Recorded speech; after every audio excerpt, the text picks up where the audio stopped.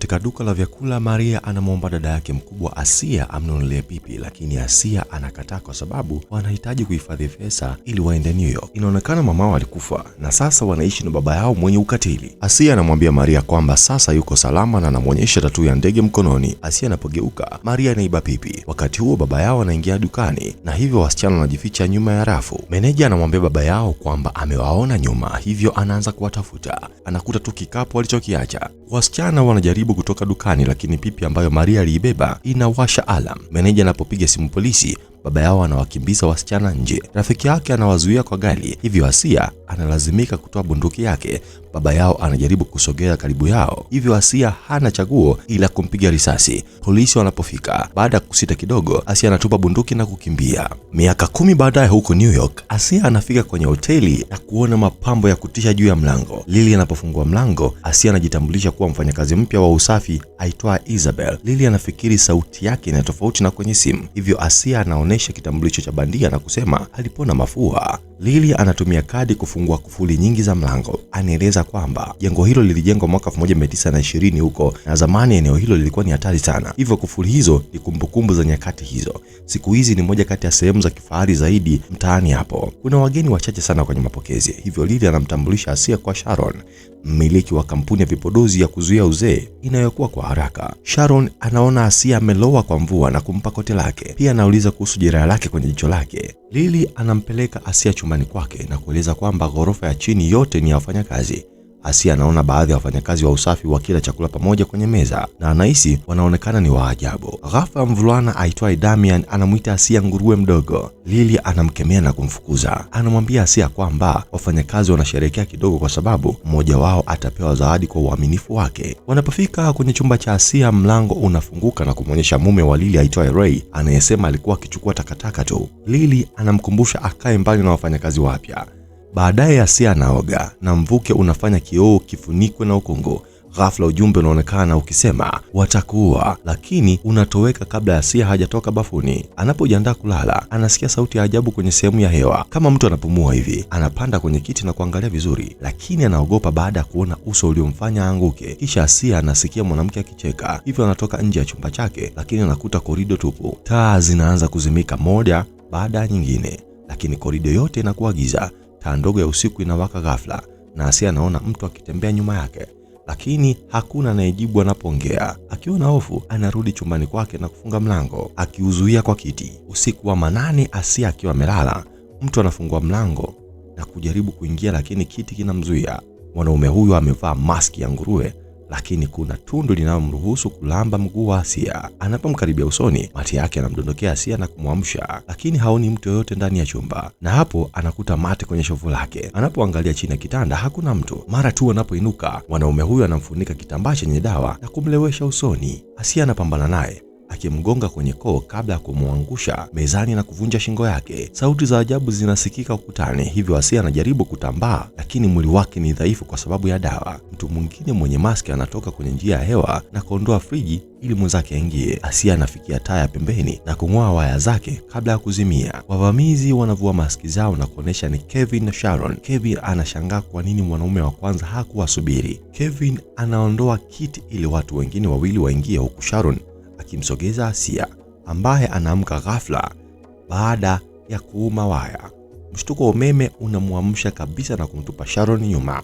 Wanaume wanaobaki wameshtuka. Asia anakimbia na kujificha kwenye kabati. Kevin anapofungua kabati, Asia anakata kichwa chake kwa upanga. Ameleta silaha nyingi ndani ya begi lake na alifanikiwa kumpiga risasi mwanaume mwingine kabla ya Sharon hajampiga tena na kuangusha bunduki. Asia anashambulia tena kwa upanga wake akipambana na wageni waliobaki, huku akimtumia Sharon kama kinga. Kwa mapigo ya haraka na makali anawaangusha wote. Mmoja wao anainuka haraka na hujaribu kuchukua bunduki yake, lakini Asia anakata mguu na mkono wake wakati mmoja kabla kukata kichwa chake kwa kupitia mdomoni. Anafanikiwa kushika bunduki yake, lakini anavutwa nyuma na kunyang'anywa tena. Mapigano yanaendelea na Asia anabadilishana mapigo na Sharon pamoja na wanaume wa mwisho kabla ya kujificha chini ya kitanda. Ghafla anaruka akiwa ametumia godoro kama kinga, hivyo anachoma godoro mara nyingi na kumuua mwanaume huyo. Sharon anakwepa shambulio lake na kuchukua bunduki, kisha anaanza kufyatua risasi kupitia godoro. Asia anakwepa pia, lakini Sharon anaishiwa risasi. Wanawake hao wanaendelea kupigana na mmoja wa wanaume hao anatupa kisu. Asia anamsogeza Sharon ili kisu kimchome mgongoni. Kwa kumpiga kichwa, Asia anamwangusha na kumuua pia. Mwanaume wa mwisho anakimbia, lakini Asia anamfuata kwenye korido na kumchoma. Wakati Lily akifika huku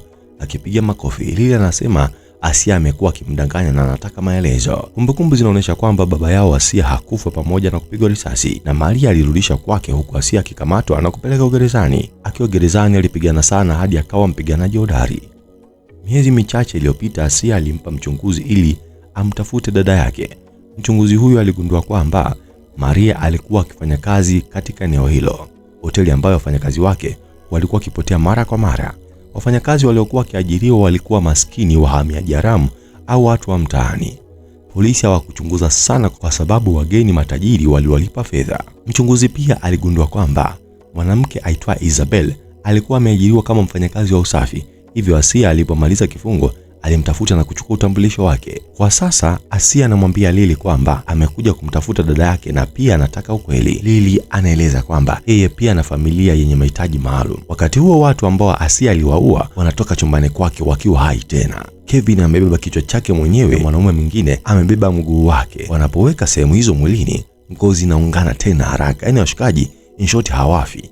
Ghafla mfanyakazi mmoja wa usafi anatoka na kujaribu kumshambulia Asia, ambaye anamchoma haraka. Mfanyakazi huyo anashika upanga na kusema amemkamata Asia, lakini Asia anaachia silaha na kujificha kwenye chumba kingine, akisukuma dawati kuzuia mlango. Damian anamchoma mgongoni kwa screwdriver, lakini Asia anampiga hadi azimie. Kwenye korido, Lily anamwambia mfanyakazi huyo asafishe damu zote baada ya kufuka. Kisha anachukua upanga, anamwambia Asia kwamba jengo limefungwa kabisa, hivyo ni bora ashirikiane nao. Kisha anajaribu kufungua dirisha na hata kulitupa kiti, lakini halifunguki. Anapopiga teke zulia, anagundua mlango wa chini kwa njia ya siri ili kutoroka. Akiwa anatembea humo, anasikia mtu akija, hivyo anajificha juu ya dari mpaka mtu huyo aondoke. Anaendelea kusonga hadi anasikia sauti kutoka juu. Kundi hilo linatupiana lawama kwamba wameshindwa kumkamata na wanazungumzia kutokufa. Asia anajaribu kusogea ili kuweka kidole kwenye tundu, lakini kwa bahati mbaya anasukuma kitabu kwenye rafu. Wabaya wanamsikia na kufungua rafu, hivyo Asia anaifunga haraka tena. Hata hivyo analazimika kukimbia. Lily anapoanza kuchoma ukuta kwa kisu hadi anachoma mkono wa Asia. Wauaji wanaingia kwenye njia hiyo ili kummaliza, lakini Asia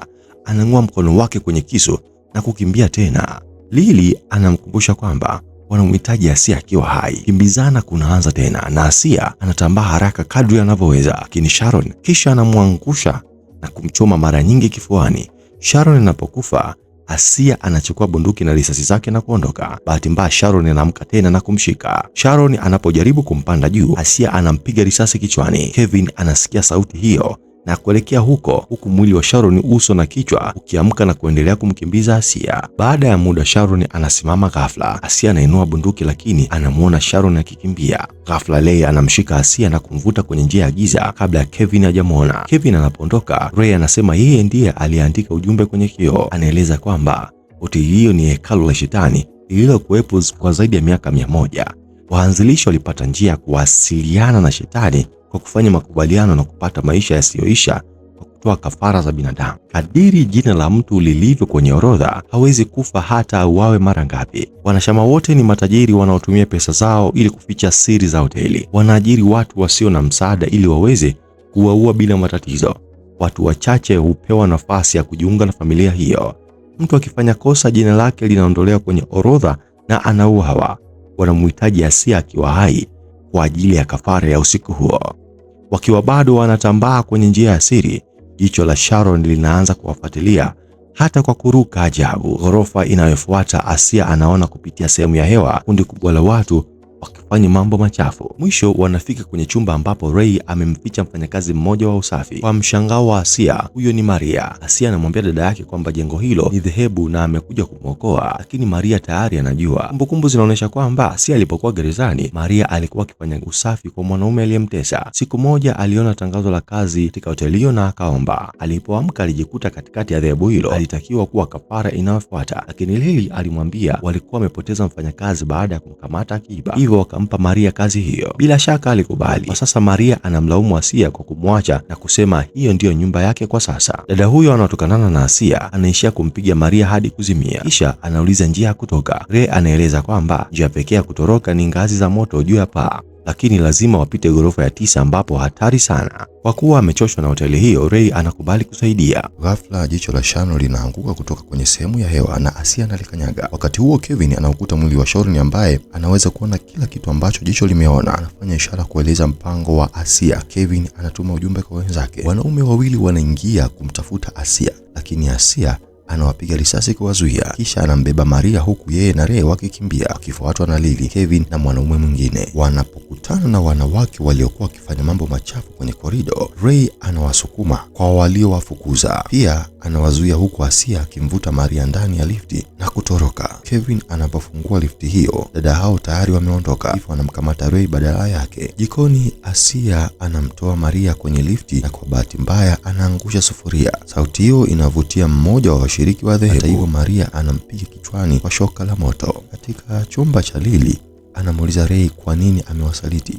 Ray anasema zamani alifikiri kuwa wakijisaidia kusafisha wahalifu mitaani, lakini miaka hivi karibuni wamekuwa wakiua wanawake wasio na hatia waliotafuta kazi ya halali. Lily anamkumbusha kwamba wao pia zamani hawakuwa na kitu na dhehebu hilo liliwapa nyumba, lakini Ray anasema hilo ni gereza. Kevin anamkatiza kwa sababu ni muda wa tangazo. Lily anatangaza kupitia spika kwamba amezima lifti zote na kutuma picha ya Asia kwenye kundi la mshiriki wa dhehebu hilo na mfanyakazi wa usafi lazima achukue silaha na mtafute Asia katika jengo lote, lakini lazima akamatwe akiwa hai. Jikoni, Maria anamwambia Asia kwamba atawachelewesha wengine ili Asia atoroke kupitia sehemu ya lifti. Maria anapoondoka, Asia anasikia mwanamke akipiga kelele, hivyo anachukua bunduki ya shoka na kwenda kuangalia. Kwenye chumba cha chakula, mshiriki mmoja anarukia Asia, hivyo anafyatua risasi. Watu wengine walikuwa wamejificha nyuma ya meza na wanakimbia haraka. Kwa kutumia giza wanamzunguka Asia, wanamnyang'anya bunduki na kumpiga mara nyingi. Akiwa na maumivu na hofu, Asia anakimbia mpaka anatoka kwenye chumba hicho. Kwenye korido, Asia anagonga gari la pombe. Anachukua taulo na kulowesha kwenye whisky kabla ya kuifunga kwenye shoka na kuwasha moto. Wanapokaribia kushambulia, washiriki wa dhehebu wanaonyesha kwamba wamemkamata Maria. Asia mwenye hasira anakimbia ndani na kuanza kuwashambulia kwa nguvu akiwa na mwanga wa moto. Anawasha moto mmoja baada ya mwingine na kutumia samani kupigana vizuri. Mwanaume mmoja anamsukuma kwenye meza, lakini Asia anakata sehemu ya mguu wake na kuendelea kumpiga.